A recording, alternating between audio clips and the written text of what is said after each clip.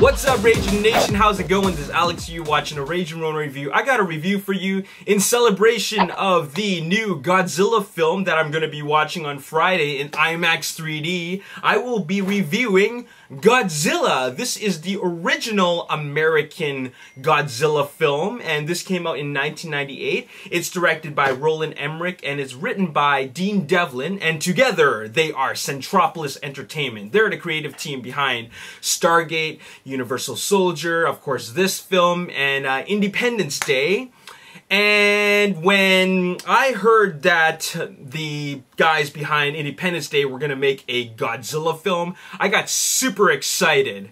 Now, I'm going to be doing a review for you, and I'm going to let you know how I feel. First of all, when you are making a Godzilla film, or at least when you go in to watch a Godzilla film on the big screen, you have certain expectations. And the tagline for Godzilla is, "Size does matter." Okay, well, here's my problem with Godzilla. His size seems to kind of fluctuate. It goes up and down. And another thing is that if you're going to be having a movie about Godzillas, why did they need to include little tiny baby Godzillas? Like, the third act of the film is not even about the title monster.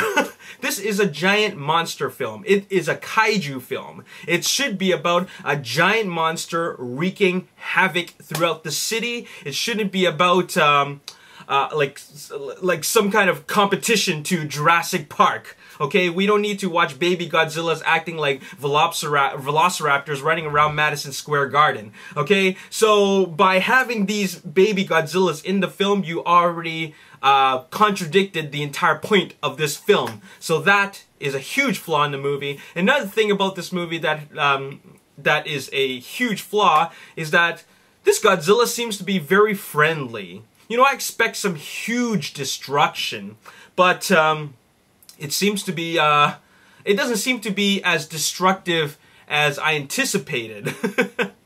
I mean, we're talking about a big monster movie. Why isn't it destroying cities and just leveling them?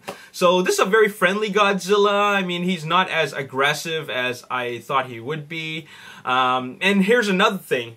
The people who are going against Godzilla, the US military, they are absolutely pathetic. They have all these guns, machine guns, rocket launchers, but they cannot shoot to save their own lives. They cannot aim for crap. They keep on missing Godzilla. It is only until the very end of the movie that they finally hit Godzilla. And one thing that's a huge problem about this movie is that I wouldn't say that it's boring, but it's lazy. It starts getting lazy in terms of the action. This movie is called Godzilla. We should see a certain amount of action in it.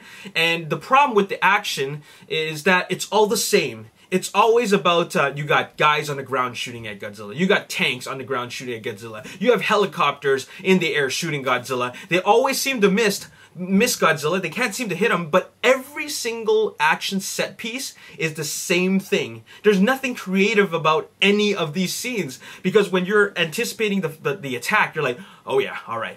You know, I can't wait for the military to get in there, right? But they can't do anything. And even when they think of new plans, they end up doing the same thing.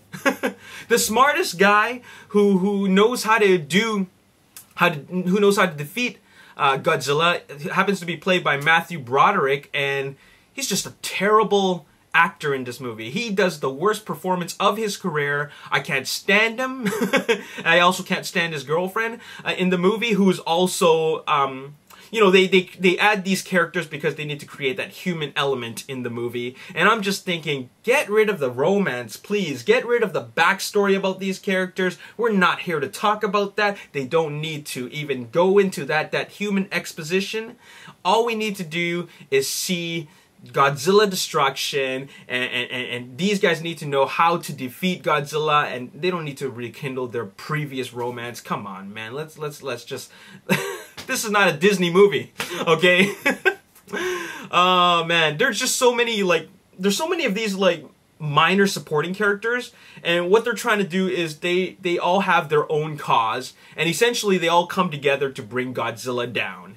And I don't think that they need to make it that complicated. I think that Roland Emmerich and Dean Devlin were a little bit too overambitious about what they wanted to do with this movie in terms of telling a story, like a human story.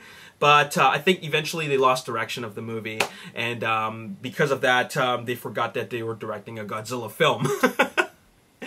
Anyways, a lot of the characters, like I said before, are just they don't need to be there. They're written like cartoon characters. A lot of these characters are written like comic book characters. Like they're just silly. They're not realistic. They're just there for. They just act like cartoon characters. I mean, look at the mayor and his assistant. Their names are Cisco and Ebert. Mayor Ebert, or Mayor Cisco, and his assistant is Cisco. Anyways, and they look like Cisco and Ebert, and that was the director's statement to tell Cisco and Ebert to screw off his film. So it's just little things like that which really make the movie very disconnected from the audience. I mean, we're here to watch a Godzilla film, but they really couldn't give us that. Okay, so there you have it. That's all I gotta say about this movie. It's not a very good film, but for the most part, it is somewhat entertaining. I mean, the action sequences do eventually get boring because it's just the same thing over and over again. But